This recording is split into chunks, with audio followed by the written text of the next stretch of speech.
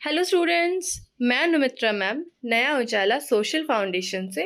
और आज महात्मा गांधी जी के जन्मोत्सव पे उनके बारे में हम कुछ इम्पॉर्टेंट चीज़ों को पढ़ेंगे और याद करेंगे। तो ये वीडियो का सेकंड पार्ट है। Remember the contribution of the father of the nation, Mahatma Gandhi. तो लेट्स स्टार्ट। गांधीज टैक्टिक्स, उन्होंने क्या क्या तरीके अपनाए थे भारत को आज़ाद करने के लिए। Gandhi employed non-cooperation, non-violence, and peaceful resistance as his weapons in the struggle against British. In Punjab, the Jallianwala Bagh massacre of civilians by British troops, जिसको अमृतसर massacre भी कहा जाता है, caused deep trauma to the nation, leading to increased public anger and acts of violence. Gandhi criticized both the actions of the British Raj and the retaliatory violence of the Indians. When he was arrested, he continued his non-violent protest through hunger strikes. तो गांधी जी ने अंग्रेजों के खिलाफ संघर्ष में अपने हथियारों के रूप में किन चीज़ों को इस्तेमाल किया? असहयोग यानी नॉन कॉपरेशन, अहिंसा नॉन वायलेंस और शांतिपूर्ण प्रतिरोध, यानी कि जो रेजिस्टेंस वो करते थे, जो प्रतिरोध का रास्ता उन्होंने अपनाया था, वो शांतिपूर्ण था।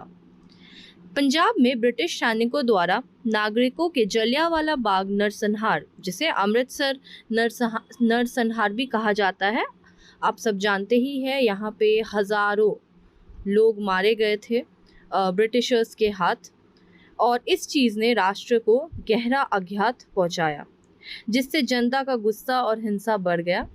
गांधी ने ब्रिटिश राज की कार्रवाई और भारतीयों की जवाबी हिंसा दोनों की आलोचना की। ऐसा नहीं था कि वो जो नॉन वायलेंट लोग थे उन्हीं का ही सपोर्ट करते थे, है ना। इंडियंस वायलेंस का रास्ता अपना के वायलेंट काम करते थे, अहिंसा के रास्ते पे चल पड़े थे, उनका भी उन्होंने आलोचना किया। और ऑफ कोर्स जो ब्रिटिशर्स थे उन्होंने इतना दर्दनाक एक चीज़ किया ही था कि आलोचना तो उनका भी महात्मा गांधी ने किया था। जब उन्हें गिरफ्तार किया गया तो उन्होंने भूख हड़ताल के माध्यम से अपना अहिंसक विरोध जारी रखा। Gandhi is called to London for talks. देखिए, गांधी जी एक समय के बाद वो काफ़ी इंटरनेशनली नोन हो गए थे, सारे लोग दुनिया भर में सारे लोग उनको पहचानने लगे थे। और उस वक्त क्या हुआ, ब्रिटिश गवर्नमेंट ये अफोर्ड नहीं कर पाई कि उनको वो हार्म करते, ठीक है, क्योंकि वो एक पब्लिक फिगर बन गए थे, जो बहुत ही फेमस बन गए थे। तो Gandhi became internationally known, so the British government could not afford to have him harmed or have him die while under arrest. He became a respected world figure without ever doing anything violent. The British couldn't ignore him, they had to talk with him. तो आप यहाँ देख सकते हैं उनको London बुलाया गया था, और ये जो इमेज लेफ्ट साइड में दी हुई है, ये prime ministers home, Downing street, London, UK का पिक्चर है। तो गांधी अंतर्राष्ट्रीय स्तर पर ज्ञात हो गए, इसलिए ब्रिटिश सरकार गिरफ्तारी के दौरान उन्हें नुकसान पहुंचाने या मारने का जोखिम नहीं उठा सकती थी। वो कभी भी कुछ भी हिंसक किए बिना एक सम्मानित विश्व व्यक्ति बन गए थे। अंग्रेज उससे अनदेखा नहीं कर सकते थे, उन्हें उसके साथ बात करनी थी, ठीक है। तो ये बातचीत करने के लिए ही उन्हें लंदन बुलाया गया। इम्प्रिजनमेंट, उनको जेल में डाला गया था, अरेस्ट किया गया था। कैसे, कब, चलिए पढ़ते हैं। Gandhi was arrested on 10 March 1922, tried for sedition and sentenced to 6 years imprisonment. 6 साल की उनको सज़ा हुई थी। 10 मार्च 1922 में वे अरेस्ट हुए थे। He began his sentence on 18th March 1922 and was released in February 1924 for an appendicitis operation, and he was in jail for only 2 years. ठीक है, 1924 को ही उनको रिलीज़ कर दिया गया था क्योंकि उनका अपेंडिसाइटिस का ऑपरेशन था, और इस तरह से 6 साल के जगह वो 2 साल ही जेल पे थे। Without Gandhi's uniting personality, the Indian National Congress began to splinter during his years in prison, splitting into 2 fractions. तो हुआ ये कि गांधी जी के बिना जो इंडियन नेशनल कांग्रेस था उनके बीच कह सकते हो दरार पैदा हो गई थी उनके मेंबर्स के बीच, क्योंकि गांधी जी क्या थे, गांधी जी सबको बांधे हुए थे, लेकिन जब वो जेल चले गए तो ये चीज़ ख़त्म हो गया था. Furthermore, cooperation among Hindus and Muslims, which had been strong at the height of the non-violence campaign, was breaking down. Non-violence campaign के द्वारा अहिंसा का जो कैंपेन महात्मा गांधी ने चलाया था उस दौरान हिंदूज और मुस्लिम्स का भी जो बॉन्ड था, कोऑपरेशन था, वो बहुत बढ़िया था, बहुत अच्छा था. लेकिन उनके जेल जाने से क्या हुआ कि इसमें भी काफ़ी उन हिंदूज़ में और मुस्लिम में भी बहुत सारे दरारें आने लगी. तो यहाँ आप देखिए गांधी को 10 मार्च 1922 को गिरफ्तार किया गया था. उन्होंने राजद्रोह की कोशिश की थी, इस बिना पे उन्हें गिरफ्तार की गई थी और 6 साल की सज़ा सुनाई गई. उन्होंने 18 मार्च 1922 को अपनी सज़ा शुरू की और फरवरी 1924 में एक अपेंडिसाइटिस ऑपरेशन के लिए रिहा किया गया था और वो केवल 2 साल के लिए ही जेल में थे. गांधी के एकजुट व्यक्तित्व के बिना भारतीय राष्ट्रीय कांग्रेस ने जेल में अपने वर्षों के दौरान 2 गुटों में विभाजित होकर छींटाकशी शुरू कर दी थी. इसके अलावा हिंदू और मुसलमानों के बीच सहयोग, जो अहिंसा अभियान की ऊंचाई पर मजबूत था, वो भी टूट रहा था. तो आप देख सकते हैं एक व्यक्ति के जाने से, एक व्यक्ति के जेल जाने से कितना अफरा तफरी मच गई है ना. अब वर्ल्ड वॉर 2 के दौरान क्या हुआ, गांधी जी ने ये बोल दिया कि हम एज इंडियंस, इंडिया आप लोगों को कोई मदद नहीं कर सकती, बिकॉज जो ब्रिटिश, जो इंग्लैंड था वो भी वर्ल्ड वॉर 2 का हिस्सा था और गांधी ने बोला कि इंडिया इस चीज़ का कोई हेल्प नहीं कर सकता क्योंकि इंडिया खुद ही अभी तक ब्रिटिश के अंडर ही है. तो as the war progressed, Gandhi intensified his demand for independence, drafting a resolution calling for the British to quit India. तो जैसे जैसे युद्ध आगे बढ़ा, गांधी ने स्वतंत्रता की अपनी मांग को कह सकते हो उन्होंने तेज कर दी और अंग्रेज़ों को भारत छोड़ने का संकल्प लिया, जिस मूवमेंट का नाम है क्विट इंडिया, माने भारत छोड़ो. This was Gandhi's and the Congress Party's most definitive revolt aimed at securing the British exit from India. और कह सकते हो कि ये गांधी जी और कांग्रेस पार्टी का सबसे बड़ा निश्चित विद्रोह था जिसका उद्देश्य भारत से ब्रिटिश निकास हासिल करना था.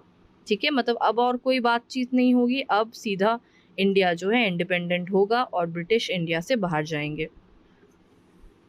यहाँ आप देख सकते हैं फ़ोटो है गांधी और नेहरू जी की, काफ़ी खुश नज़र आ रहे हैं लेफ़्ट साइड के पिक्चर पे दोनों. और ये इंडिपेंडेंस का जो है तैयारी इन्होंने दोनों ने शुरू कर दिया है, गांधी एंड जवाहरलाल नेहरू, जो देश के प्रथम प्रधानमंत्री भी बने. Work to prepare for independence. और लेफ़्ट साइड की इमेज में आप, राइट साइड की इमेज में आप देख सकते हैं कि गांधी एंड नेहरू जो है वो कुछ सीरियस बातचीत कर रहे हैं इंडिपेंडेंस ऑफ इंडिया को लेके. गांधी जी और जिन्ना लेफ़्ट साइड के इमेज में है, मुस्लिम लीग के लीडर थे. 1944 की ये इमेज है.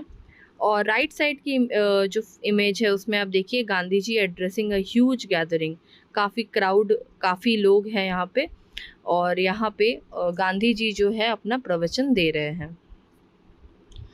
गांधी स्पिनिंग थ्रेड आप देख सकते हैं किस तरह से वे थ्रेड स्पिनिंग थ्रेड करते थे. And he is reading a newspaper.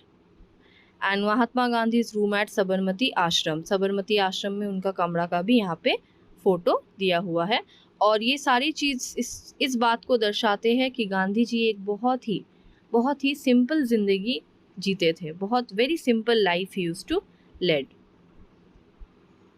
और यहाँ पे कस्तूरबा और गांधी जी है, दोनों पति पत्नी का, बहुत जो दोनों का ही काफ़ी एज हो गया है ये फ़ोटो जब खींचा गया था. अब बारी आती है हमारे आज़ादी की, इंडिपेंडेंस की.